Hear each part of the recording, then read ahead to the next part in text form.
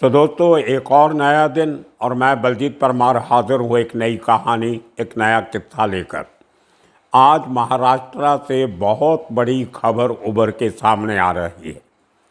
बहुत बड़ी बात है। ऐसा इल्ज़ाम आज तक कभी भी शिवसेना के नेताओं के ऊपर नहीं लगा था, जो आज उनके ही एक शख्स ने लगाया है। नासिक से एक एमएलए जो ऑलरेडी उद्धव को छोड़ के एकनाथ शिंदे के साथ चले गए हैं, उन्होंने बहुत बड़ा इल्ज़ाम लगाया है कि उद्धव ठाकरे महाराष्ट्र के मुख्यमंत्री एकनाथ शिंदे को मरवाने की कॉन्स्पिरेसी कर रहे हैं। बहुत बड़ा इल्ज़ाम है एक पार्टी के बड़े लीडर के खिलाफ उसी के एक पुराने एमएलए की तरफ से लगाना कि उद्धव ठाकरे एकनाथ शिंदे को मरवाने की प्लानिंग कर रहे हैं। और बहुत बड़ी हलचल महाराष्ट्र में इस बात को लेकर चल रही है। कहीं ऐसा तो नहीं कि आने वाले दिनों में उद्धव ठाकरे को अरेस्ट किया जा सके, कोई इंक्वायरी की जा सके कि इस बात में कितनी सच्चाई है। लेकिन अगर बयान आया है तो इसकी जांच पड़ताल भी होगी और उद्धव ठाकरे की मुश्किलें, तकलीफ़ें और बढ़ सकती हैं। एक बहुत बड़ा सवाल है कि क्या बाल ठाकरे की बनाई हुई शिवसेना बचेगी या डूबेगी? क्या शिवसेना का बागी नेता एकनाथ शिंदे और ताकतवर होगा और उद्धव ठाकरे को मातोश्री तक ही सीमित होना पड़ेगा? क्या आने वाले दिनों में शिवसेना आनंदगढ़ से चलेगी या मातोश्री से चलेगी? और आने वाले चुनाव में बॉम्बे म्यूनसिपल कॉरपोरेशन जो है, मुंबई म्यूनसिपल कॉरपोरेशन, उस पर किसका कब्जा होगा? ये बहुत बड़े सवाल हैं महाराष्ट्र की राजनीति के लिए और ख़ास तौर पे मुंबई शहर के फ्यूचर के लिए। पिछले 30-35 सालों से म्यूनसिपल कॉरपोरेशन पे शिवसेना का कब्ज़ा है और ये महाराष्ट्र में कहावत है कि मुंबई म्यूनसिपल कॉरपोरेशन शिवसेना की लाइफ लाइन है, क्योंकि लाखों hard core Shiv Sena workers Shiv Sena के साथ सिर्फ इसलिए जुड़े हुए हैं कि उनको मुंबई म्यूनसिपल कॉरपोरेशन से जुड़े कामों में नौकरी, धंधा, रोज़गार, पैसा, रिश्वत और क्लाउट मिलता है। हिंदुस्तान की सबसे अमीर म्यूनसिपल कॉरपोरेशन है। 40,000 करोड़ का बजट है, जो नॉर्थ ईस्ट की कई स्टेट से और यूनियन टेरिटरी से कहीं ज़्यादा है। तो इतना बड़ा पैसा जिस पार्टी के पास होगा, उस पार्टी की जड़ें वैसे ही मजबूत हो जाती हैं। मुंबई में जितने छोटे कारोबार हैं जो फुटपाथ से चलाए जाते हैं, झोपड़पट्टियों से चलाए जाते हैं, और छोटी बस्तियां जो हैं गरीब लोगों की, लोअर मिडिल क्लास, वहाँ पर तकरीबन आज तक पिछले 40-45 सालों से शिवसेना का कब्ज़ा रहा है। वो शिवसेना जिसको बाला साहेब ठाकरे ने बनाया था, संयुक्त महाराष्ट्र मूवमेंट के चलते हुए शिवसेना का निर्माण हुआ था और मी मराठी उनका नाहरा था, मैं मराठी। वो एक प्राइड, जो मराठा प्राइड, महाराष्ट्र के लोगों की इज्जत मान का सवाल। एक वो पार्टी जिसको बाला साहेब ठाकरे ने अपने खून और पसीने से सींचा। इतने साल किसी की हिम्मत नहीं थी कि वो शिवसेना की तरफ आंख उठा के या उंगली उठा के देख सके। इतना दबदबा था, इतना होल्ड था। बड़े बड़े पॉलिटिकल नेता, भले अटल बिहारी वाजपेयी हों और जो जितने राजीव गांधी हों, इंदिरा गांधी हों, हमारे राष्ट्रपति, गवर्नर, ये सब एक ज़माने में बाल ठाकरे को नमस्कार करने के लिए मातोश्री जाते थे। बाला साहब ठाकरे कहीं नहीं जाते थे और जब तक वो जिंदा रहे उन्होंने अपने आप को सत्ता की कुर्सी से दूर रखा। ये एक कारण था कि सब लोग उनकी इज्जत करते थे कि भले उनकी पार्टी की सरकार हो या ना हो, लेकिन उन्होंने खुद और अपने परिवार के किसी आदमी को राज सत्ता की कुर्सी पे नहीं बैठने दिया। अपने जो वर्कर थे पार्टी के, उन चुने हुए वर्कर्स को, जो मेहनती थे, काम करके आगे आए थे, उनको मंत्री, मुख्यमंत्री बनाया। और जो लोग पार्टी के हमदर्द थे, जो बाहर बैठ के पार्टी के शुभचिंतक थे, ऐसे बड़े बड़े लोगों को राज्यसभा के मेंबर बनाया, जिनमें प्रतीश नंदी और आर.एन. धूत, जो वीडियोकॉन के मालिक थे, इस किस्म के बड़े लोगों को, जिनका नाम था, प्रतिष्ठा थी एक ज़माने में, उनको राज्यसभा में भेजा। और उसके साथ संजय निरुपम जैसे लोग जो उत्तर प्रदेश थे, उत्तर भारतीय थे, उनको भी शिवसेना की तरफ से राज्यसभा का मेंबर बनाया गया। मेरे कलीग थे फ्री प्रेस जर्नल में भरत कुमार राउत, बहुत शरीफ आदमी, नहायत शरीफ, उस जैसे शरीफ आदमी को भी राज्यसभा का मेंबर बनाया। ये बाला साहेब ठाकरे की बात थी, वो वर्कर्स की कदर करते थे। उसी तरह उन्होंने कभी भी जो लोकल शिवसेना लीडर थे उनको नीचा दिखाने की कोशिश नहीं की थी। आनंद दिघे जो थाना के सबसे बड़े लीडर थे, उनके काम में कभी बाला साहब ने दखल नहीं दिया। उनको फ्री हैंड दिया हुआ था कि आप सिर्फ शिवसेना को आगे बढ़ाओ, पार्टी एक है और हम आपके साथ हैं। और कभी शिवसेना के लीडर ने, इवन सुप्रीमो ने, थाना में जाके कभी रैली को संबोधन नहीं किया था, कभी थाना यूनिट में दखल नहीं दिया था।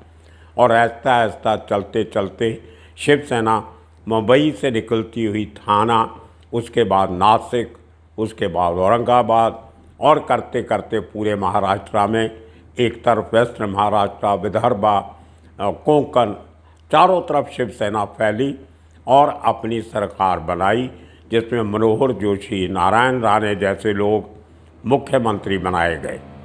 उसी तरह पिछली बार जब शिवसेना ने सरकार बनाई एनसीपी और कांग्रेस के साथ मिलके, तो कहा जाता था कि बाला साहेब की ट्रेडिशन को जारी रखते हुए उद्धव ठाकरे खुद मुख्यमंत्री नहीं बनेंगे, बल्कि एकनाथ शिंदे को मुख्यमंत्री बनाएंगे, ऐसी अटकलें चल रही थी। लेकिन हुआ कुछ ऐसे कि एकनाथ शिंदे, जो आनंद दिघे के मरने के बाद थाना के सबसे बड़े शिवसेना के लीडर उभर के आए, उनको अंदर से नाराज़गी हुई। उद्धव ठाकरे खुद मुख्यमंत्री बन गए और अपने एक बच्चे को, बेटे को, जिसका पार्टी में कोई अपना कद नहीं था, सिर्फ इसलिए मंत्री बना दिया कि वो उद्धव का बेटा था। वहाँ से शिवसेना के अंदर नाराज़गियाँ बढ़नी शुरू हुई।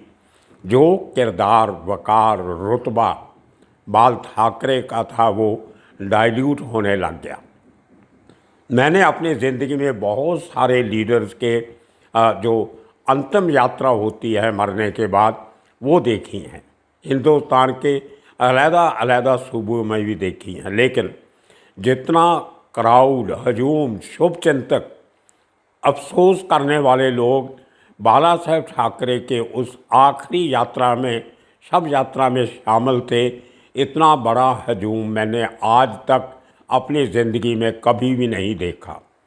इवन पंडित जवाहरलाल नेहरू जैसे कांग्रेस के बड़े लीडर, प्रधानमंत्री सोनिया गांधी, इंदिरा गांधी, अटल बिहारी वाजपेयी, इवन नरेंद्र मोदी, जो बीजेपी के आज और देश के सबसे बड़े लोकप्रिय मजबूत लीडर माने जाते हैं, उनकी रैलीज़ में इतनी भीड़ मैंने कभी नहीं देखी जितनी शिवसेना सुप्रीमो बाला साहेब ठाकरे की अंतिम यात्रा में थी। मतलब दूर दूर तक, मीलों तक सब सड़कें भरी हुई थी। मुझे आज भी हैरानी होती है वो सीन याद करके कि इतने लोग इतने कम समय में मुंबई में पहुंच कैसे गए। पूरे महाराष्ट्र से आए लोग, बाहर से भी आए। ये एक एग्जाम्पल होती है, एक इतिहास का हिस्सा बनता है कि वो शख्स की पॉपुलैरिटी कितनी है, उसका पता उसके मरने के बाद लगता है। और ये बाला साहेब ठाकरे की अंतिम यात्रा ने सिद्ध कर दिया था कि वो महाराष्ट्र के सबसे बड़े नेता थे, लोकप्रिय नेता थे। लेकिन उस शव यात्रा के बाद, उस इतने बड़े इकट्ठ के बाद शिवसेना की गिरावट शुरू होती है। एक एक करके बड़े लीडर पार्टी को छोड़ने लगते हैं। कोई बीजेपी में जाता है, कोई एनसीपी में, कोई कहीं और, कोई अपना अलग धड़ा बना लेता है। इस किस्म की जो शुरू हुई बात, कहते हैं ना कि जब समुद्री जहाज़ खतरे में होता है तो जो रैट्स होते हैं, चूहे होते हैं, वो सबसे पहले जहाज़ छोड़ते हैं। तो बहुत से लोगों को शायद अंदर से अंदाज़ा हो गया था कि अब शिवसेना ज़्यादा देर चलने वाली नहीं है। उन्होंने अपनी ऑप्शंस को खोजना शुरू किया। और दूसरी तरफ बीजेपी हमेशा ये चाहती थी कि जब तक शिवसेना कमज़ोर नहीं होगी, महाराष्ट्र में बीजेपी की पक्की हुकूमत नहीं चल सकती। अंदर खाते बहुत सारी तैयारी बीजेपी ने करके रखी थी। जब पिछली इलेक्शन में शिवसेना ने बीजेपी का साथ छोड़ के दूसरी दो पार्टियों के साथ मिलकर अपनी सरकार बनाई, लेकिन वो ज़्यादा देर नहीं चल सकी। शिवसेना के 42-43 एमएलए बाल ठाकरे को छोड़ के एकनाथ शिंदे के साथ चले गए और शिंदे ने बीजेपी से हाथ मिला के महाराष्ट्र के मुख्यमंत्री की कुर्सी संभाल ली। इतनी बड़ी बगावत शिवसेना में होगी कभी किसी ने सोचा नहीं था। लेकिन एक जो थोड़ी सी सिल्वर लाइनिंग शिवसेना के लिए बची थी, वो ये थी कि मुंबई के बहुत कम लोग एकनाथ शिंदे के साथ गए। 4-5 एमएलए मुंबई से होंगे, 1-2 एमपी हो गए। बाकी सब के सब बड़े लीडर जो एमएलए एमपी शिवसेना एकनाथ शिंदे के साथ गए, वो मुंबई के बाहर के थे, पूरे बाकी महाराष्ट्र के थे। और अब सरकार गई, बहुत मुश्किल से थोड़े बहुत लोगों को बचा के रखने में उद्धव ठाकरे कामयाब हुए। लेकिन बात और आगे बढ़ती गई। अभी कुछ दिन पहले शिवसेना के राज्यसभा और लोकसभा में मिला के 19 मेंबर पार्लियामेंट थे, एक राज्यसभा में, 18 लोकसभा में। उनमें से 12 मेंबर पार्लियामेंट ने स्पीकर को एक लेटर लिख के दे दिया कि वो अपने आप को एकनाथ शिंदे वाली शिवसेना में अलाई करते हैं और उद्धव ठाकरे वाली शिवसेना को छोड़ रहे हैं। अब 19 में से 12 एमपी भी चले गए। उसके बाद इतना ही नहीं, उन्होंने इलेक्शन कमीशन को एक एप्लीकेशन भी दे दिया कि हमारी ही पार्टी जो है वो असली शिवसेना है और जो तीर कमान का सिंबल है, इलेक्शन सिंबल, वो हमें दिया जाए, उद्धव ठाकरे को नहीं दिया जाए। अब उद्धव के लिए बड़ी मुश्किल की घड़ी है। ले दे के एक आसरा बचा है मुंबई म्यूनसिपल कॉरपोरेशन पे कब्ज़ा बनाए रखने का। इन्हीं दिनों में जो मुंबई के साथ जुड़े इलाके हैं, थाना, भिवंडी, कल्याण, नवी मुंबई, पालघर, इन इलाकों के बहुत सारे शिवसेना के कारपोरेटर पार्टी को छोड़ के एकनाथ शिंदे के साथ जाके मिल गए हैं। तो डिस्ट्रिक्ट्स में भी बहुत सारे लोग बड़ी गिनती से उद्धव की सेना छोड़ के शिंदे की सेना में जा रहे हैं। तो ये एक बड़ी रोचक डेवलपमेंट महाराष्ट्र में हो रही है।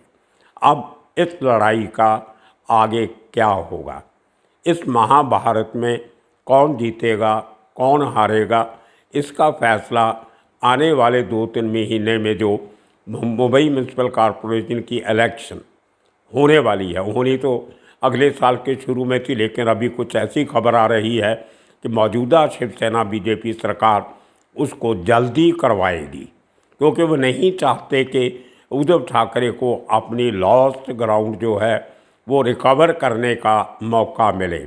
अभी उनके लिए लोहा गर्म है और वो बहुत तकड़ी चोट मारनी चाहते हैं शिवसेना को जड़ से ख़त्म करने के लिए। जैसे पूरे भारत में बीजेपी का एजेंडा कांग्रेस मुक्त भारत है, उसी तरह महाराष्ट्र में एजेंडा शिवसेना मुक्त महाराष्ट्र है।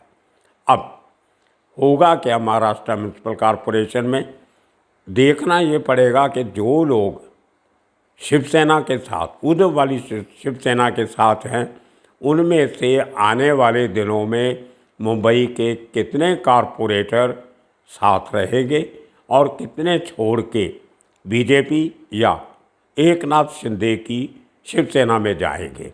और दूसरी बात, अभी पिछले दिनों 27% जो कोटा है ओबीसीज के लिए, अदर बैकवर्ड क्लासेस के लिए, वो म्यूनसिपल कॉरपोरेशन के प्रत्याशियों के लिए मंजूर हो गया है।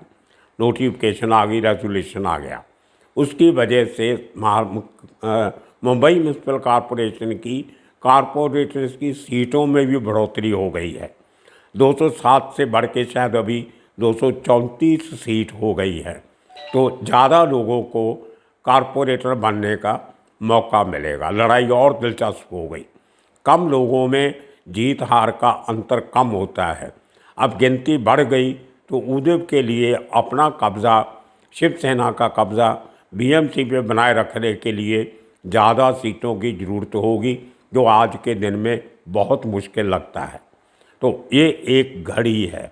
ये कुरुक्षेत्र जो अभी म्यूनसिपल कॉरपोरेशन का बना है, वो तय करेगा फाइनली कि आने वाले दिनों में शिवसेना मातोश्री से चलेगी या थाना के आनंदगढ़ से चलेगी। ये बहुत बड़ा सवाल है। इसके साथ साथ सबसे इम्पोर्टेंट क्वेश्चन जो है, मुंबई में क्राइम की इक्वेशंस कैसे चेंज होंगी, ये बहुत बड़ा सवाल है। स्ट्रीट लेवल का क्राइम शिवसेना की सरपरस्ती में लोग करते थे, वो भले किसी भी धर्म के हों या जाति के हों या प्रदेश के हों। बहुत से लोग शिवसेना के साथ ग्राउंड लेवल पे इसलिए जुड़े हुए थे कि उनको दादागिरी करने का मौका मिलता था। फुटपाथ पे, सड़कों पे, गली मोहल्लों में गली के दादे, लोकल उगराही, हफ्ता कलेक्शन, एक्सटॉर्शन, इस किस्म के काम जो वो क्रिमिनल एलिमेंट शिवसेना के बड़े लीडरों की सरपरस्ती के नीचे करते थे, उनका क्या होगा? क्या आने वाले दिनों में अगर बीजेपी की और एकनाथ शिंदे का कब्ज़ा होता है तो क्या वो लोकल लेवल की दादागिरी इसी तरह चलती रहेगी या बंद हो जाएगी? ये बहुत बड़ा सवाल है। और जो एक बड़े लेवल के दादाओं को शिवसेना की प्रोटेक्शन रहती थी, अरुण गवली एक ज़माने में, अमर नायक दूसरे ज़माने में, और इसी किस्म के और लोग तीसरे ज़माने में, क्या उनको संरक्षण इसी तरह मिलता रहेगा या ख़त्म होगा? तो आने वाले 2-2.5 महीने शिवसेना, दोनों शिवसेना के लिए, एकनाथ शिंदे की सेना और उद्धव ठाकरे की सेना के लिए बहुत बड़ी फैसले की घड़ी होगी। इसमें ऊँट किस करवट बैठता है? मुंबई के लोग जो आज तक इतने सालों से पूरी ईमानदारी से, शिद्दत से, ब्लाइंड फेथ के साथ शिवसेना के साथ जुड़े हुए थे, वो अब क्या करेंगे? ये सबसे बड़ा सवाल। और आने वाले दिनों में इसी किस्म की महाराष्ट्र मुंबई की खबरें लेके, बातें लेके आपके साथ फिर हाजिर होते रहेंगे। तब तक के लिए आप सबका शुक्रिया, धन्यवाद।